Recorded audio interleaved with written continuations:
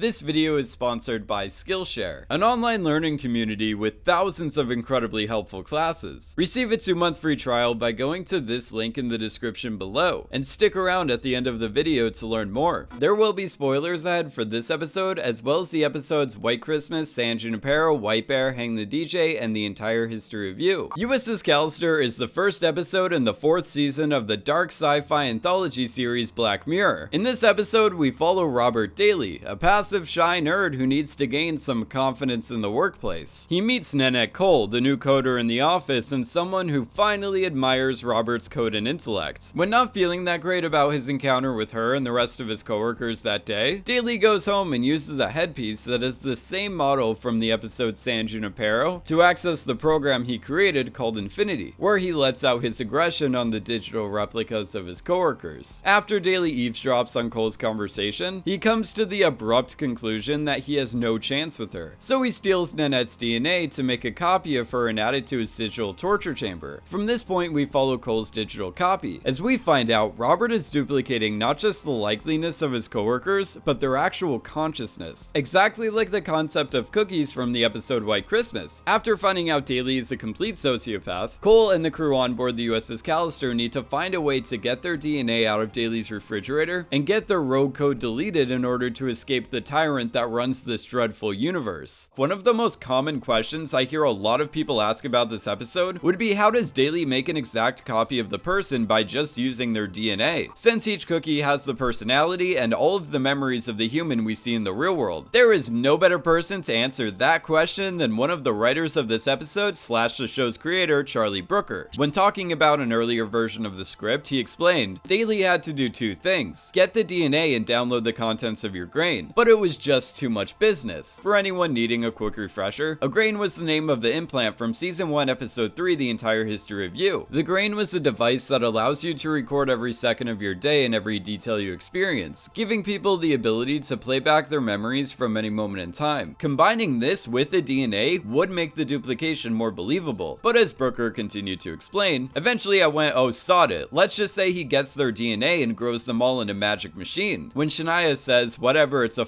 gizmo, that was me letting on that I knew it didn't make sense, but still you see people complaining. I know it doesn't make sense, it's just that I don't care, which I'm actually kind of okay with. It's sci-fi, anything's possible. USS Callister was meant to pay homage to the classic series Star Trek, and not meant to insult or make fun of the fan base of that show. As Charlie Brooker explained, the only thing that worried me was the idea of Star Trek fans thinking we were having a go at them, which wasn't the intention. But I haven't really been aware of anyone thinking that, because it's clear that Daly is the problem. USS Callister is full of so many little nods and references to the original series of Star Trek. The way Robert Daly speaks when he's inside Infinity is resembling the way William Shatner spoke while playing Captain Kirk. When Daly punishes Cole for the first time, he snaps his fingers and removes her facial features, causing her to start suffocating. This is in direct reference to Star Trek Season 1 Episode 2, Charlie X, where the Enterprise brings on board a teenage boy named Charlie Evans, who possesses godlike powers and can pretty much do whatever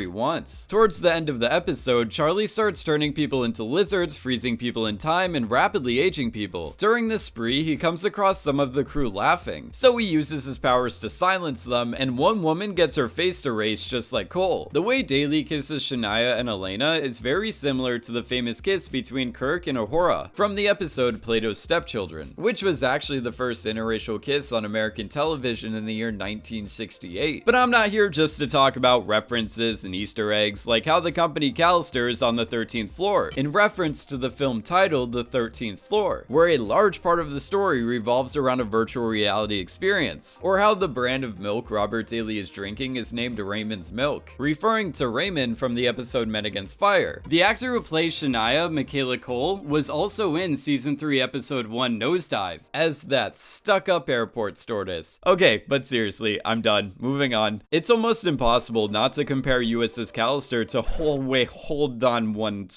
second. Is that Kirsten Dunst? Yep, that is. Turns out she has an uncredited cameo in this episode as a Callister employee. Now, most of you are probably wondering, why is she in this episode for 2.3 seconds? Well, she's engaged to Jesse Plemons, who plays Robert Daly, and was just visiting him on set that day. She was asked last minute if she wanted to walk through the background, so her cameo was completely unplanned. It's nearly impossible not to compare USS Callister Callister to an episode in another dark sci-fi anthology series. The episode I'm referring to is Season 3, Episode 8, It's a Good Life from the original Twilight Zone. Charlie Brooker even stated, there is a very clear parallel between Callister and the Twilight Zone's episode It's a Good Life, a classic episode that takes place in the town of Peaksville, where a monster, also known as a little kid named Anthony, made the rest of the world disappear, condemning the town's residents to an isolated bubble. In this bubble, the kid is in charge of everything, and can manipulate the world using just his mind. Sound familiar? Anthony cuts off automobiles, electricity, telephones, and any other machine, giving people no means of communication with the outside world and no way to escape. Very similar to how Daly kept his loyal crew / torture victims in a bubble universe, separated from the cloud and any other server. In Peaksville, everyone has to be positive and say nothing but nice things, because when one of the residents did something Anthony didn't like, he would wish them into the cornfield, which usually time spent in a cornfield is an awesome time, but Anthony's cornfield is definitely a very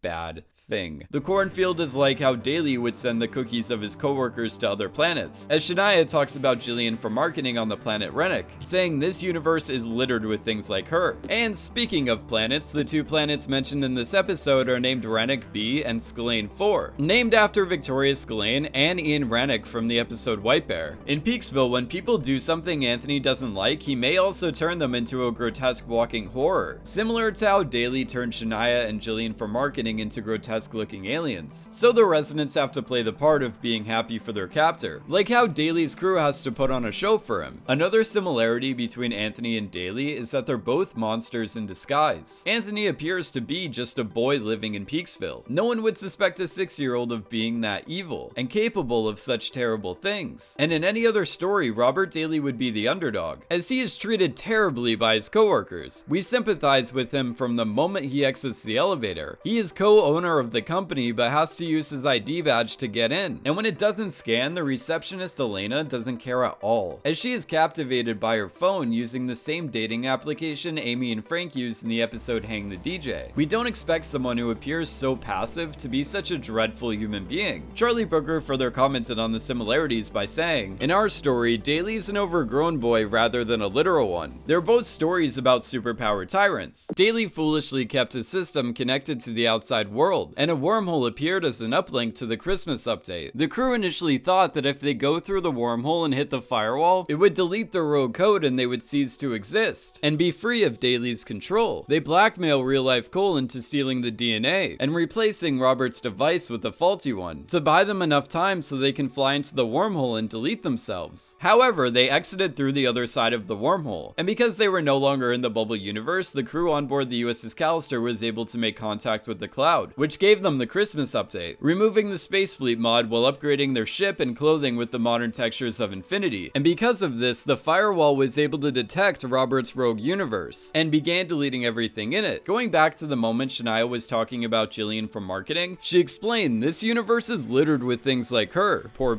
who stepped out of line. So with the universe getting deleted, the duplicated consciousness of the other office workers were deleted as well. The cookies of people like Jillian from marketing will finally die. With the system removing the mod and Daly's controls, the immortality aspect of the mod is turned off. So Walton was burning up until they reached the main Infinity servers, but then he died once he got to the other side. The only way Shania and Valdak come back in the end is because they were both sent to the brig. The firewall removes all of Daly's controls and takes away his ability to exit the game. Daly is locked in his chair, unable to move or do anything. Earlier in this episode, Shania says, it's Christmas Eve and we've got 10 days off work to recover from it. Meaning if Daly doesn't show up to work in over a week, no one would care because no one would be there. Daly had also put a do not disturb message on the front door of his apartment, so anyone who comes to his door will know not to bother him. All of this tells us that Daly is going to die, and the real life Cole will definitely be having some things to worry about.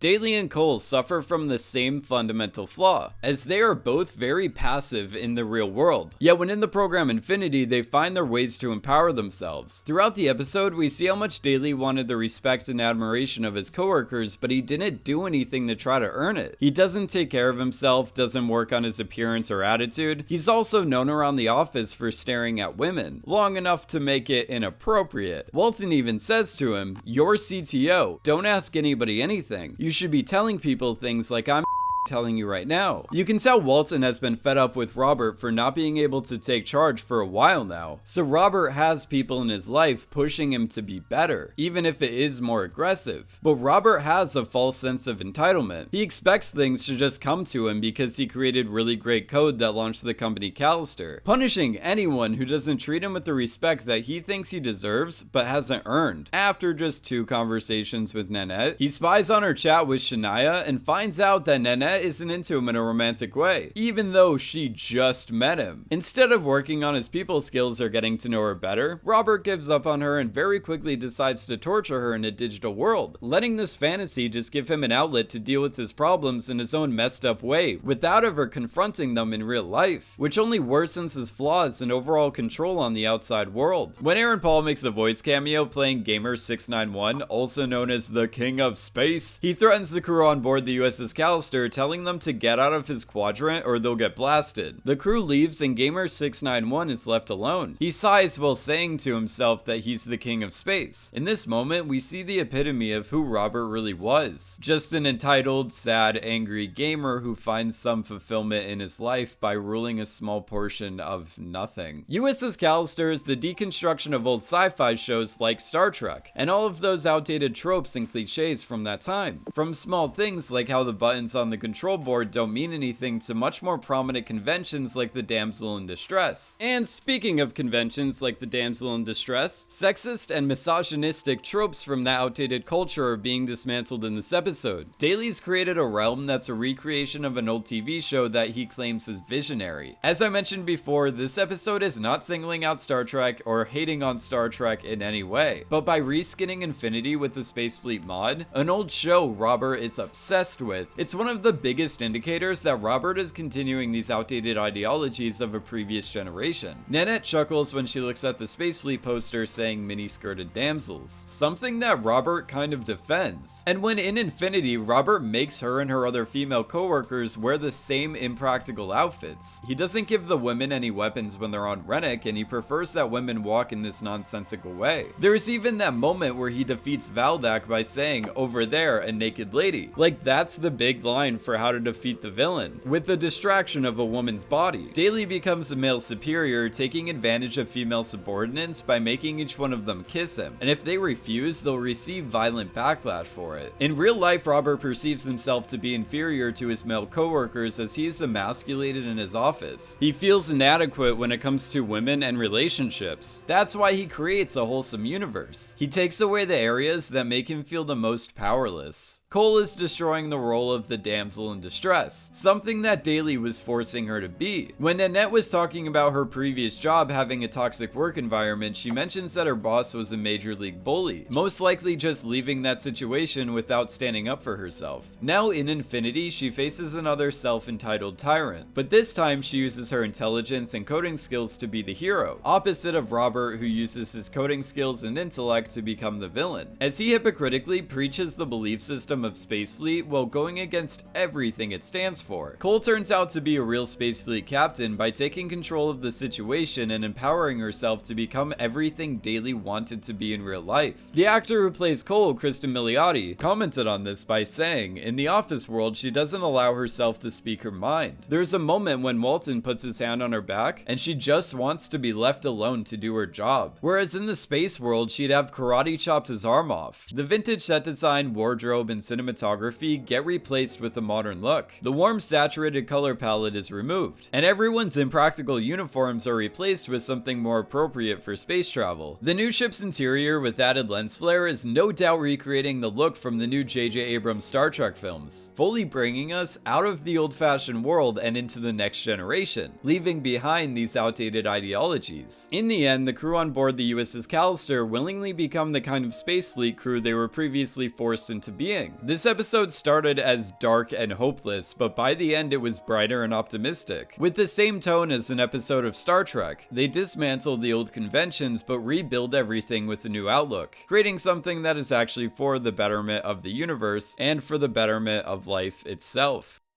For those of you who don't know, Skillshare is an awesome website that offers classes and communities on a wide range of subjects. If you're someone like me who loves writing and is always wanting to get better, the creative writing classes are incredible. And one of my favorite classes so far would be the Writer's Toolkit, 6 Steps to a Successful Writing Habit. I often find it difficult to sit down and really focus on writing my essays. This class served as an excellent guide for designing a routine and lifestyle that better fits my needs for becoming a more prolific writer, as it encouraged me to reevaluate the conditions I was creating in. Now I'm designing a lifestyle and a routine around what I need, allowing myself to maximize my productivity within the time I dedicate to writing. The annual subscription to Skillshare is less than $10 a month, plus you'll receive a 2-month free trial by going to this link in the description below, so go try it out for yourself. And that's all I had to say about USS Callister. This is an incredible episode with so much love and detail put into it. I also heard rumors about a sequel episode to USS Callister that may or may not be in the works, so I may or may not be overwhelmingly excited about that. In the description below, I put a link to the interview with Nichelle Nichols on her experience when filming the first interracial kiss on American television, from the iconic episode of Star Trek. It's a very interesting story, and I highly recommend you check it out, and learn about a great moment in sci-fi and history. As always, thank you so much for watching, and I will see you in my next Black Mirror Ending Explained.